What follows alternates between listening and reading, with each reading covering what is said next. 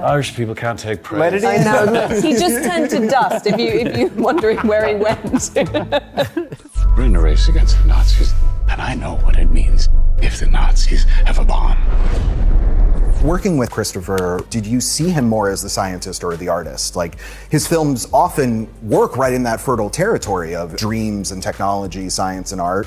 And engineering. And engineering, of course. You know what I Yeah, mean? you Like, need to balance all those things as a That's filmmaker, how I see right? him, or like Jim Cameron, or those two. I've never worked with Cameron, but like they have that bit of engineer in them. Like when you look at the hallway fight in Inception, and he realized, oh, well, if we build the hallway and then hang it and then put them on wires, then we can turn it and we can make them. You know, he always has some kind of engineering idea. Like on this, they invented black and white IMAX film. So I think he's like equal part artist and engineer, maybe. His breadth of abilities are just so vast, and I think he's in equal measures just incredibly curious about the artistic pursuit that actors go through, and he wants to see what you're going to bring. You just feel every day he was like, what else? What else? Show me, show me, show me. It's just sort of wonderfully freeing, you know, to work with someone like that who's as invested in what you can bring as he is in the engineering and the structure of the film. So, I mean, I just think there's no one who can do that. Like, he's so groundbreaking in that way. You know, I think this film might be his kind of magnum opus. You know, I think it's absolutely a stunning, stunning piece of work.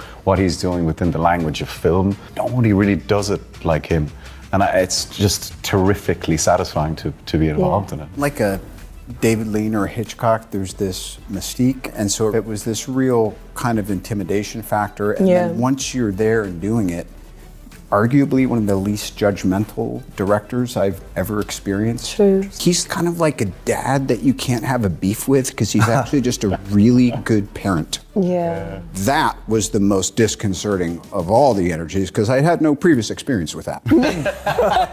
You love having beef with Dad. This is a matter of life and death. But I can perform this miracle. This is your 6th outing with Cillian Murphy. Yeah. When did you first notice that resemblance to Oppenheimer, and when did you feel compelled to make the film with him?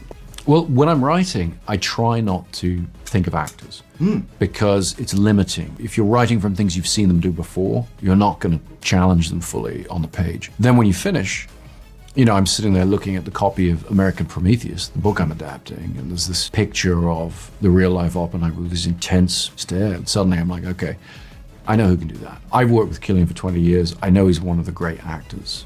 I wonder Well, how it was the soon role into of a writing it lifetime. he I mean, started thinking about you, though. I just think there's a part of me that just feels like, who else can play that part? But it was funny. I think a lot of us ended up looking like the characters. Worryingly. Yeah, worryingly like the characters. You know, we kind of I mean, ended up... like owners start looking like their pets. Yeah, kind of. But I don't know how Cillian didn't lose his mind. No, for You know, sure. looked at the schedule, we would pop in and out, and you were there. You were never not there. I have never in my whole life seen someone do what you did. Yeah. And I think we would all attest to that. Yeah, for sure. 100%. God, Yeah. Irish people can't take praise. Let it in. I know. Look, he just wants to go completely in. He just turned to dust, if you're wondering where he went. You're like, moving on. Please move on. Please move on.